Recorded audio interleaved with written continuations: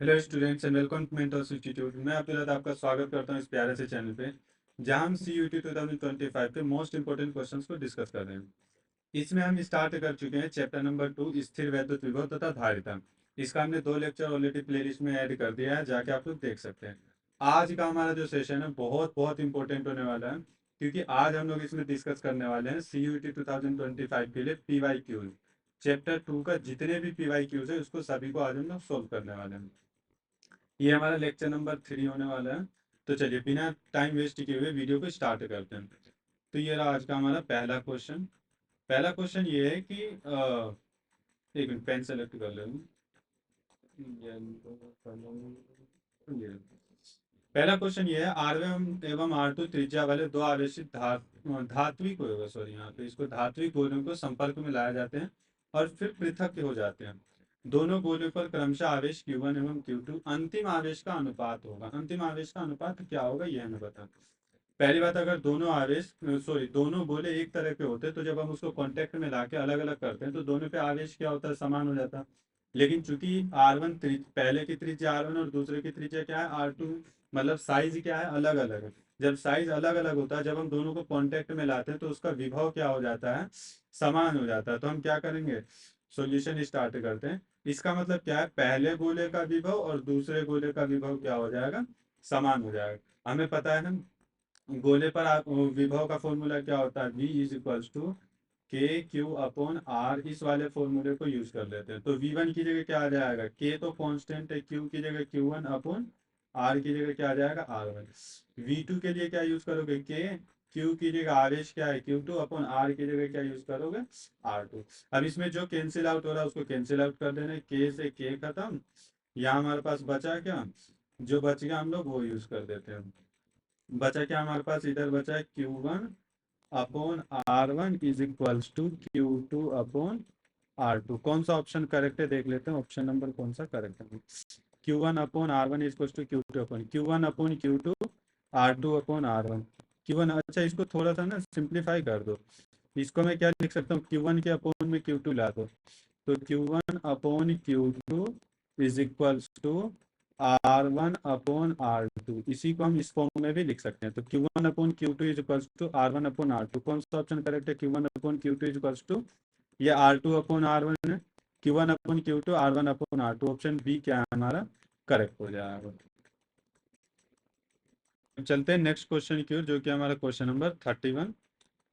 Question number 31 ये कह रहा है, दो समांतर प्लेट संधारित्र जिनकी धारिता 2 माइक्रोफैरेड एवं 3 माइक्रोफैरेड है, श्रेणी क्रम में जुड़े हैं तथा संयोजन V वोल्ट की बैटरी से जुड़ा है। ठीक है, 2 माइक्रोफैरेड 3 माइक्रोफैरेड का कोई भी दो संधारित्र है जो कि श्रेणी क्रम में जुड़ा है तथा संयोजन V वोल्ट की बैटरी से जुड़ा है। दोनों संधारित्रों के सापेक्ष विभव का मान V1 एवं V2 है। मतलब पहले पर विभव कितना है V1 और दूसरे पर विभव कितना है V2 है। तथा दोनों संधारित्रों में संग्रहित ऊर्जाएं क्रमशः U1 और U2 है। पहले में ऊर्जा कितना है, U1 U2 है। तो इसमें हमें बताना है कि नीचे दिए गए विकल्पों में से सही उत्तर देकर रिक्त स्थानों की पूर्ति। पहले मैं इसका डायग्राम, ये CUET 2024 में आया हुआ, देखना इसका मैं डायग्राम कुछ बना दूं इस तरीके से। ये पहला संधारित्र हो जाएगा हमारा, और यहाँ पे क्या है, दूसरा संधारित्र। ये दोनों कैसे है, श्रेणी क्रम में जुड़ गए हैं। ठीक है, इसको क्या करना है, हमें V वोल्ट की बैटरी से कनेक्ट कर दो। ये हमने क्या कर दिया, इसको V वोल्ट की बैटरी से कनेक्ट कर दिया। ठीक है, ये V वोल्ट की, ये कितना है 2 माइक्रोफैरेड, यहीं लिख दे रहा हूँ 2 माइक्रोफैरेड। और ये कितना है 3 माइक्रोफैरेड। अच्छा, इसका कह रहा है विभव V1 और इसका विभव क्या है V2।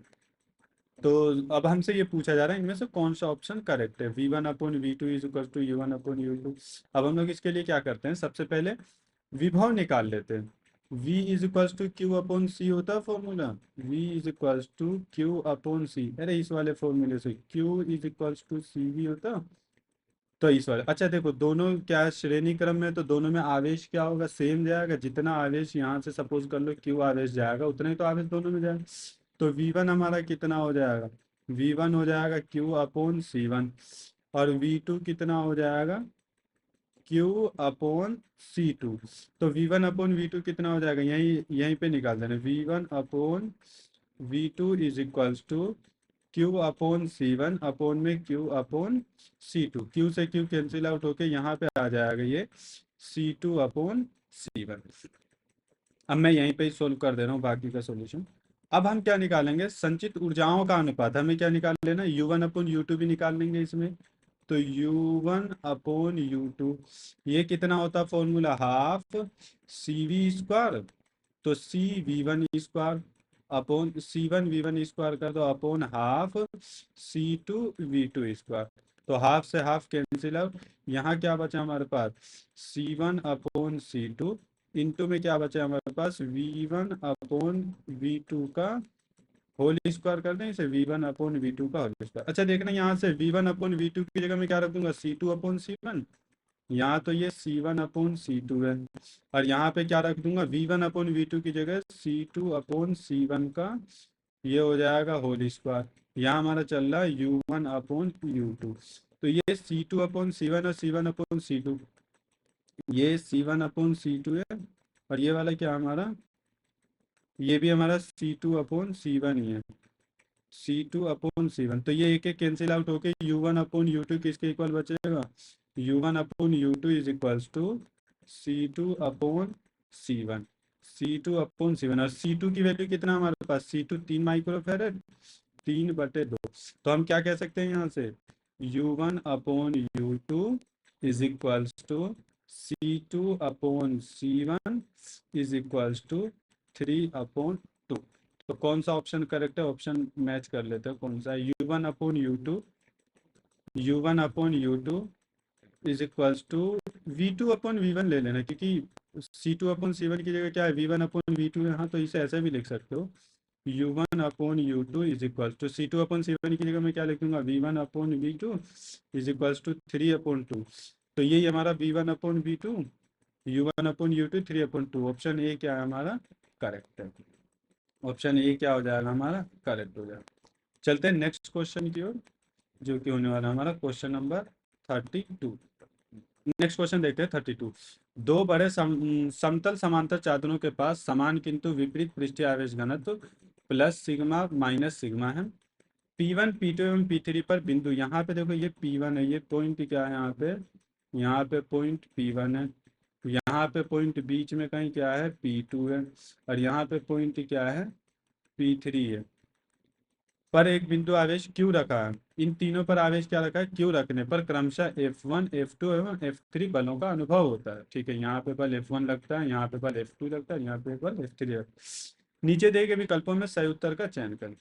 चलो देख लेते हैं। सबसे पहली बात, अगर मैं यहाँ पे बात कर लेना, P1 पॉइंट की बात करते हैं, मैं यहाँ पे ब्लैक यूज कर लेंगे। P1 पॉइंट की अगर हम बात करेंगे तो यहाँ पे देखो, प्लस के कारण विद्युत क्षेत्र की तीव्रता क्या होता है, प्लस के कारण विद्युत क्षेत्र की तीव्रता लगा लो या बल भी लगा लो, ये कहाँ जाएगा, दूर की ओर। ठीक है, और माइनस के क्या होगा, माइनस की ओर होगा।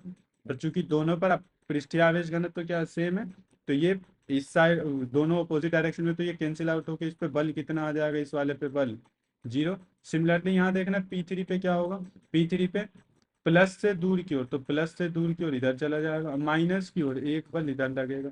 तो ये दोनों इस पर परिणामी बल क्या हो जाएगा, 0। F3 भी क्या आ जाएगा, 0। इसमें देखते हैं क्या, प्लस से दूर की ओर P2 की बात कर लें, और माइनस की ओर, तो यहाँ दोनों सेम डायरेक्शन में, तो यहाँ पे बल 0 ना हो सकता, अर्थात F2 should not equal to 0। अब हम लोग कर लेते हैं, देखना क्या है, ऑप्शन देख लेते हैं कौन सा है। F1 0 है, F2 0 और F1 और F3 तो 0 है, और F2 not equal to 0। F1 0, F2 0, F3 0, तो ये तो ऑप्शन इनकरेक्ट है। F1 0, F2 0, F3 0, ये भी इनकरेक्ट है। F1 0, F2 0, F3 not equal to 0, हमारा कौन सा करेक्ट होना चाहिए, F1 0 है, F3 0 है, F1 और F3 0 होना चाहिए। इसमें ना शायद मिस्टेक हो गया होगा, यहाँ पे कर देना F2 नॉट इक्वल टू 0, ये ऑप्शन बी हमारा क्या हो जाएगा, करेक्ट। टाइपिंग एरर हो गया होगा इसमें, क्योंकि इसमें क्या रखा है F3 0, F3 not equal to 0, जबकि F3 क्या आ रहा है, 0 आ रहा है, तो ये वाला गलत है हमारा। ऑप्शन बी को कर देना करेक्ट इसमें। ठीक है, चलो नेक्स्ट क्वेश्चन देखते हैं हम लोग, क्वेश्चन नंबर है 33। क्वेश्चन नंबर 33 अच्छा क्वेश्चन है, देख लेते हैं क्या है। जब एक समांतर प्लेट संधारित्र जिसकी प्लेटों के मध्य दूरी 4 मिलीमीटर है, इसमें 4 मिलीमीटर मोटाई के परावैद्युत पदार्थ की पट्टी को प्रवेशित किया कराया जाता है, तो यह पाया जाता है कि धारिता के वास्तविक मान को पुनः संग्रहित करने के लिए प्लेटों के मध्य दूरी को 3.2 मिलीमीटर द्वारा बढ़ाना पड़ेगा। पदार्थ का परावैद्युतांक नियतांक, परावैद्युतांक नियतांक क्या होता है, के। ये हमें क्या करना है, निकालना है। चलो यहाँ सोल्व कर लेते हैं। अच्छा सुनना ध्यान से, क्या कह रहा है, एक समांतर प्लेट संधारित्र है जिसकी प्लेटों के बीच की दूरी कितनी है, डी। दूरी को हम डी से लेते हैं, ये 4 मिलीमीटर। मिलीमीटर को मीटर में कन्वर्ट कर लो, 10⁻³ मीटर है। अब ये कह रहा है कि इसमें कोई पदार्थ, तो अब वायु में धारिता क्या होता है, C = A ε0/d होता है। फिलहाल मैं इसे यहीं तक छोड़ दे रहा हूँ, वायु में धारिता। अब ये कह रहा है इसमें 4 मिली, ये पहला कंडीशन था, ये हमारा क्या था, पहला कंडीशन। दूसरा कंडीशन क्या कह रहा, 4 मिलीमीटर मोटाई के परावैद्युत पदार्थ की पट्टी को प्रवेशित कराया जाता है। मतलब इस पूरे में हम क्या भर दे रहे हैं, कोई परावैद्युत पदार्थ भर दे रहे हैं। तो यह पाया गया कि धारिता के वास्तविक मान को पुनः संग्रहित करने की, तो हमारी नई धारिता सेकंड कंडीशन में, ये मैं ले ले रहा हूँ, चलो इसको C1 कह दे रहा हूँ, और ये क्या हो जाएगा C2। C2 क्या हो जाएगा, Ka∈0/d। दूरी तो अब भी सेम है, लेकिन ये कह रहा है कि इसकी धारिता देखो, अगर कोई परावैद्युत पदार्थ भर देते तो उसकी धारिता क्या हो जाता, बढ़ जाता। तो ये कह रहा है उसको पुनः संग्रहित करने का मतलब है पुनः इतना ही लाने के लिए उसके बीच की दूरी को 3.2 मिलीमीटर द्वारा बढ़ाना पड़ेगा। मतलब तीसरे कंडीशन में क्या है, तीसरे कंडीशन में क्या है, ये 4 के बजाय अब इसको हम क्या करेंगे, टोटल इंक्रीज कर देंगे, 4 + 3.2। तो नई दूरी हमारे आ जाएगी 4 और 3 7.2 मिलीमीटर, जिसे कि मैं डी डैश कह दे रहा हूँ। और इसमें क्या है देखो, यहाँ तक तो आंशिक रूप से 4 मिलीमीटर तक तो क्या भरा होगा यहाँ पे, वही परावैद्युत पदार्थ ही भरा होगा। तो यहाँ तीसरे कंडीशन में हम कौन सा लगाएंगे, आंशिक रूप से जो होता है, तो उसको मैं C3 कह रहा हूँ। उसका फॉर्मूला क्या होता है, A∈0/d-t + t/k। जहाँ t बराबर क्या है यहाँ पे, जहाँ, अच्छा डी की जगह ले लो डी डैश। डी डैश हमारा कितना हो जाएगा डी डैश तो 7.2 हो जाएगा, और टी कितना हो जाएगा हमारा 4 मिलीमीटर। ठीक है। अच्छा अब क्वेश्चन ये कह रहा है कि पुनः संग्रहित करना मतलब क्या है, C1 और C3 की वैल्यू क्या हो जाएगा हमारा, इक्वल हो जाएगा। मैं इसे थोड़ा सा नीचे कर दे रहा हूँ। पुनः संग्रहित करना मतलब क्या है, C1 = C3। तो हमसे यही K की वैल्यू निकालना। C1 की वैल्यू क्या था हमारे पास, A∈0/d = C3 क्या है, A∈0/d dash, d dash minus T की जगह क्या रखोगे, टी तो डी के बराबर ही हो जाएगा ना, 4 मिलीमीटर है, चलो वैल्यू रख देंगे एक साथ ही, +t/k। तो जो कैंसिल आउट हो रहा है उसे कैंसिल आउट कर दो, A∈0 से A∈0 खत्म। यहाँ क्या बचा हमारे पास, 1/d की वैल्यू रख लो 4 = 1/d डैश की वैल्यू कितना है, 7.2 माइनस टी कितना हमारे पास 4 प्लस टी कितना है 4/k। अब इसको थोड़ा सा सोल्व कर लेना यहीं पे, 1/4 = 1/7.2 - 4 कितना बचा, 3.2 + 4/k। इसको सोल्व कर लेना। इसको सोल्व कैसे करोगे, यहीं पे ही करवा दे रहा हूँ। 1/4 = ये k तो ऊपर पहुंच जाएगा और ये बन जाएगा तुम्हारा 3.2k + 4। आगे का सॉल्यूशन मैं यहीं करवा दे दूँ। यहाँ हमारे पास क्या बचा हुआ है, इसको यहाँ लिख देंगे। यहाँ बचा हुआ हमारे पास, क्रॉस मल्टीप्लाई करवा दो, 3.2k + 4, ये हो जाएगा 3.2k + 4 = 4k। यहाँ क्या हो जाएगा 4k। चलो तो इसको देख लेते हैं, के वाले एक तरफ, तो 4k - 3.2k = 4, सब्ट्रैक्ट करके ये आ जाएगा 0.8k = 4। तो k की वैल्यू कितना आ जाएगा, 4/0.8। पॉइंट हटाओगे एक जीरो ऊपर, 8 5 जा 40। तो हमारा कौन सा ऑप्शन करेक्ट हो जाएगा, k की वैल्यू 5। देख लेते हैं कौन सा ऑप्शन करेक्ट है। ऑप्शन बी क्या है हमारा करेक्ट है, ऑप्शन बी, k की वैल्यू 5 है। चलिए नेक्स्ट क्वेश्चन देखते हैं, क्वेश्चन नंबर 34। ये कह रहा है एक विलगित गोले की धारिता 60 पिको फैरेड है, इस गोले की त्रिज्या क्या होगी। गो विलगित गोले की धारिता का फॉर्मूला क्या होता है, C = 4πε0 × r होता। अब इसकी धारिता गिवन है, धारिता कितना गिवन है 60 पिको फेरेड, तो फेरेड में कैसे कन्वर्ट करोगे, C is equals to 60 pico farad, तो पिको फेरेड को फेरेड में कैसे कन्वर्ट करोगे 60 इंटू 10⁻⁻12 फेरेड, तो यहाँ आ जाएगा 60 into 10⁻⁻12 is equals to 4 pi epsilon naught है। इसके हमें क्या निकालनी है, त्रिज्या ही तो निकालनी है, तो 4 pi epsilon naught into R, तो आर की वैल्यू कितना हो जाएगा यहाँ से देखना, आर की वैल्यू इसको इधर डिवाइड में भेज दो, 1/4 पाई एप्सिलॉन नोट इंटू 60 इंटू 10⁻⁻12, तो आर की वैल्यू हो जाएगी हमारे पास 1/4 पाई एप्सिलॉन नोट की वैल्यू कितना होता है 9 इंटू 10⁻9 इंटू 60 इंटू 10⁻⁻12, तो ये कितना हो जाएगा 9 6 54, 540 गुना 10 की पावर कितना बचा -3, इतना मीटर बचा।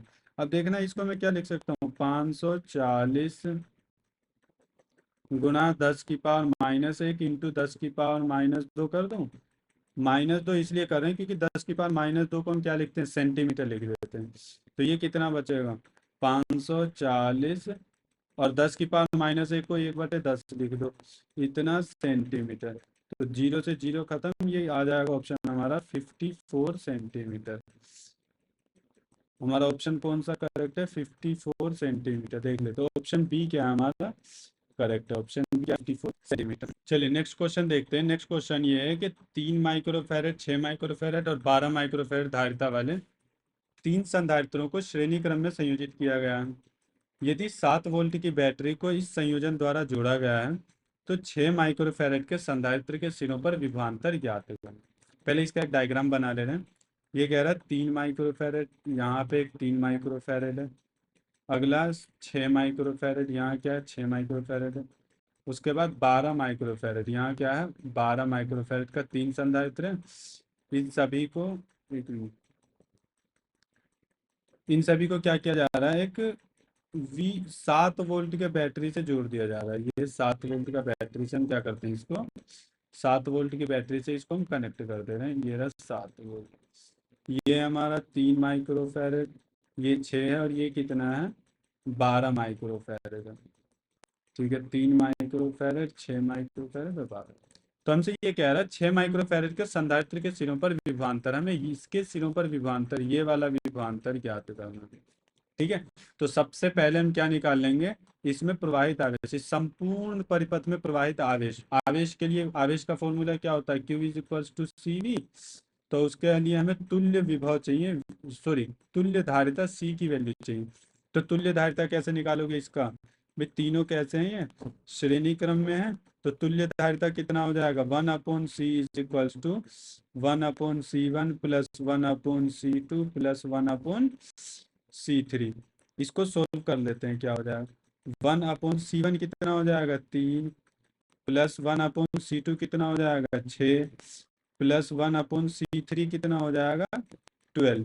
एलसीएम लेके करना, इसका कितना आ जाएगा एलसीएम, तो 12 आ जाएगा, 3 4 जा 4, 6 2 जा 2, 12 1 जा 12, तो 1/C, ये तो किसके इक्वल चल रहा है 1/C के, तो C कितना हो जाएगा 12/4 और 1 7 माइक्रोफैरड, 12/7 माइक्रोफैरड है। ठीक है, तो ये तो तुल्य धारिता है। तब आवेश कितना हो जाएगा, यहीं पे एक लाइन कहते हैं, आवेश कितना हो जाएगा Q बराबर CV, तो Q is equal to C कितना है 12/7 इंटू विभव कितना है इसमें 7, तो 7 से 7 कैंसिल आउट, Q बराबर 12, अच्छा ये माइक्रो कूलाम में रह जाएगा क्योंकि माइक्रो फैरेड में है ना धारिता।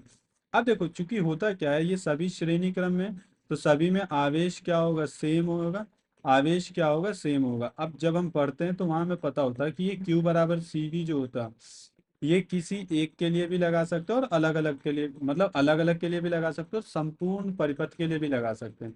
तो अब हम 6 माइक्रोफैरेड के लिए सेम फॉर्मूला लगाएं क्योंकि आवेश क्या है सेम है, तब फिर से फॉर्मूला लगाओ चूंकि Q is equals to CV। अब देखना क्या हो जाएगा, इस बार हमें विभव निकालना है, तो Q की वैल्यू कितना 12, चलो माइक्रो माइक्रो ही रहने दे रहा हूँ यहाँ पे, micro coulomb is equal to C, धारिता कितना है 6 माइक्रोफैरड, 6 माइक्रोफैरड इंटू V, अभी इसके सिरों का विभवांतर हमें पता ना, तो ये V की जगह V ही रख देंगे, इसको कैंसिल आउट करना, माइक्रो से माइक्रो खत्म, 6 से ये 2 बार में, तो उसके सिरों का विभवांतर कितना हो जाएगा, 2 वोल्ट। उसके सिरों का विभवांतर कितना हो जाएगा, 2 वोल्ट। ऑप्शन ए है 1 वोल्ट 2 वोल्ट, ऑप्शन बी क्या हो जाएगा हमारा, करेक्ट हो जाएगा। चलते हैं नेक्स्ट क्वेश्चन की ओर। तो चलिए चलते हैं नेक्स्ट क्वेश्चन की ओर, जो कि हमारा देखते हैं next question, question number 36। Question number 36 ये कह रहा है कि 1000 छोटी बूंदों जिनमें प्रत्येक की त्रिज्या r व आवेश q है, मिलाकर एक बड़ी बूंद बनाई गई है। बड़ी बूंद का विभव छोटी बूंद के सापेक्ष है। हमें बड़ी बूंद का विभव निकालना है। देखो इसका मतलब क्या है, 1000 छोटी छोटी बूंदें, इतनी बड़ी बड़ी बूंदें कितने हैं, ये 1000 है। 1000 छोटी बूंदें, इनमें प्रत्येक पर आवेश क्या है, क्यू है। इसको मिलाकर हम एक बड़ा बूंद बनाते हैं। ठीक है, मैं मान ले रहा हूँ इसकी त्रिज्या स्मॉल आर है, तो इसकी त्रिज्या क्या होगा, कुछ ना कुछ अलग होगा, वो मैं कैपिटल आर हूँ। अब एक बात बताओ, हर एक पे क्यू आवेश था, तो इस पे आवेश कितना हो जाएगा, 1000 क्यू होगा ना, क्योंकि आवेश क्या होता है, योग नियम को पालन करता है। तो छोटे वाले के प्रत्येक पे क्यू आवेश था, तो 1000 छोटे छोटे गोलों को मिलाओगे तो कितना बन जाएगा, इसमें 1000 क्यू आवेश बन जाएगा। अब हमसे यही कह रहा हूँ कि इसका बड़ी बूंद का विभव छोटे बूंद के सापेक्ष क्या होगा, इसका विभव इसके सापेक्ष क्या होगा। इसके विभव को मैं वी डैश मान लूंगा। पहले इन दोनों के त्रिज्या में अनुपात ज्ञात कर लें। अब एक बात बताओ, अगर 1000 छोटी बूंदों का आयतन ले, तो क्या ये बड़ी बूंद के आयतन के बराबर होगा ना। छोटी छोटी चीजों को मिला के बड़ा बनाते, तो उसमें कांस्टेंट क्या रहता है, इसका हमेशा आयतन कांस्टेंट रहता है। तो इसका आयतन हमेशा क्या रहता है, कांस्टेंट रहता है। तो क्या मैं यहाँ लिख सकता हूँ कि 1000 बड़ी बूंद का आयतन बराबर, बड़ी बूंद का आयतन, बड़ी बूंद का आयतन ये किसके इक्वल हो जाएगा, बराबर 1000 गुना छोटी बूंद का आयतन, छोटी बूंद का आयतन। तो बड़ी बूंद का आयतन का फॉर्मूला क्या होता है, 4/3 पाई। बड़ी बूंद के लिए त्रिज्या कैपिटल आर की क्यूब हो जाएगा। छोटी बूंद के लिए देखो 1000 है, इंटू 4/3 पाई स्मॉल आर की क्यूब। कैंसिल आउट क्या हो रहा है, 4/3 से 4/3, पाई से पाई खत्म। इसको देखना यहाँ पे, आर की cube is equals to 1000 small R की क्यूब। तो आर की क्यूब में इसको क्या लिख सकता हूँ, देखना 10 आर का होल क्यूब कर दो इसे, 10 आर की होल क्यूब, तो क्यूब से क्यूब खत्म, तो capital R is equals to 10 times of small R. इसका मतलब क्या है कि जो बड़े गोले की त्रिज्या होगी वो छोटे गोले की त्रिज्या से 10 गुना होगी। इसकी धारिता कितनी हो जाएगी, बड़े गोले की धारिता 4 pi epsilon naught into capital are.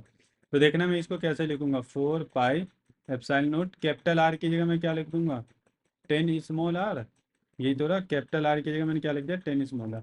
तो 4 पाई एप्सिलॉन नॉट, इसको ऐसे लिख रहा हूँ, 4 pi epsilon naught into capital R is equals to 10 में पहले लिख दे रहा हूँ, into 4 pi epsilon naught into small R. 4 pi epsilon naught capital R किसकी, बड़े बूंद की धारिता है, और ये 10 तो ऐसे ही रहने दो। 4 pi epsilon naught small R ये क्या हो जाएगा, छोटे बूंद की धारिता। अब बड़े बूंद का विभव निकाल लो। बड़े बूंद का विभव, बूंद का विभव, या दोनों के विभव का अनुपात ही निकालेंगे।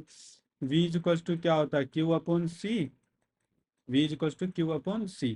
तो बड़े बूंद के लिए विभव कितना आवेश कितना है, 1000 क्यू, 1000 क्यू/C। धारिता कितना हो जाएगा, धारिता की जगह C रहने दो। छोटी बूंद का विभव क्या हो जाएगा, v dash is equals to Q/C से, तो Q की जगह Q रहेगा, C की जगह क्या रह जाएगा, C। C की जगह क्या रहेगा हमारा, अच्छा, यहाँ पे मैं कैपिटल सी की जगह, अभी मैं दोनों को क्या कर दे रहा हूँ, डिवाइड कर दूँ। ये पहला है, ये क्या है, दूसरा है। तो v/v डैश कितना हो जाएगा, देखना 1000 Q/C इंटू में क्या हो जाएगा, अच्छा सी की जगह यहाँ रखना सी डैश, क्योंकि छोटे बूंद की धारिता कितना है, v डैश, और धारिता कितना है, सी डैश है। तो ये कितना हो जाएगा, C/Q। Q से Q क्या हो जाएगा, कैंसिल आउट। अब देखना यहाँ पे v/v dash is equals to, यहाँ तो 1000 है, और C की जगह मैं क्या रख दूंगा, 10C डैश, यहाँ रख दो 10C dash into C dash. तो C डैश से C डैश क्या हो जाएगा, यहाँ पे कैंसिल आउट। यहाँ देखना 10 से 10 खत्म, 10⁻², और v डैश इधर आ जाए, v डैश है, ये v डैश है। तो v बराबर कितना हो जाएगा, 10⁻², v डैश। देखना कौन सा ऑप्शन करेक्ट है, 10⁻² के, ये वाला हमारा ऑप्शन क्या है, करेक्ट हो जाएगा। चलते हैं नेक्स्ट क्वेश्चन की ओर, जो कि आज का हमारा शायद लास्ट क्वेश्चन होने वाला, 37। क्वेश्चन नंबर 37 बहुत आसान है। दिए गए चित्र में ए व बी बिंदुओं के बीच धारिता है, बस ये निकालना है ए और बी के बीच क्या है, धारिता निकालना। अब एक बात बताओ, इसको मैं कह रहा हूँ C1, इस वाले को कह रहा हूँ C2, और इस वाले को कह दे रहा हूँ मैं C3। तो ये दोनों कैसे जुड़े हुए हैं, श्रेणी क्रम में। C1 व C2 कैसे, श्रेणी क्रम में। और इन दोनों का जो तुल्य होगा वो इसके साथ किस में जुड़ जाएगा, समांतर क्रम में। तो इसको सोल्व कर लेते हैं हम लोग। क्या हो जाएगा, 2 माइक्रोफैरेड व 2 माइक्रोफैरेड किस में है, ये श्रेणी क्रम में है। तो श्रेणी क्रम में तुल्य धारिता क्या होता है, C is equals to C1 C2 upon C1 plus C2। तो ये कितना हो जाए, अच्छा इसको C डैश लेके चलना है अभी। C dash equal to C1 C2 कितना है, 2 गुना 2 अपॉन 2 प्लस 2। सोल्व करना, ये कितना आ जाएगा, C dash is equal to 2 दूनी 4 और अपॉन 4। तो ये आ जाएगा 1 माइक्रोफैरड। अब क्या हो जाएगा देखना, इन दोनों का जो तुल्य है, इन टोटल का जो तुल्य है वो इसके साथ कैसा होगा, समांतर क्रम में। तो ऐसे लिखना है 1 माइक्रोफैरड व 3 माइक्रोफैरड किस में, इस बार समांतर क्रम में। और समांतर क्रम में तो सिंपली ऐड कर देते हो, समांतर क्रम में तो तुल्य धारिता कितना हो जाएगा, ऐड कर दो। C1 प्लस C2 के होता तो C इज इक्वल टू क्या हो जाएगा, 1 माइक्रोफैरड प्लस 3 माइक्रोफैरड। तो C कितना हो जाएगा, 4 माइक्रोफैरड। ऑप्शन देखना कौन सा करेक्ट है, 4 माइक्रोफैरड, ऑप्शन ए क्या है हमारा करेक्ट है। तो आज की क्लास में हमने 7-8 क्वेश्चन जो PYQ अब तक आए हुए हैं उन सभी को डिस्कस किया हमने। तो ये रहा चैप्टर 2 का PYQ पूरी तरीके से कंप्लीट होता है। आज का क्लास हम यहीं तक रखते हैं। Thank you, thank you, thank you.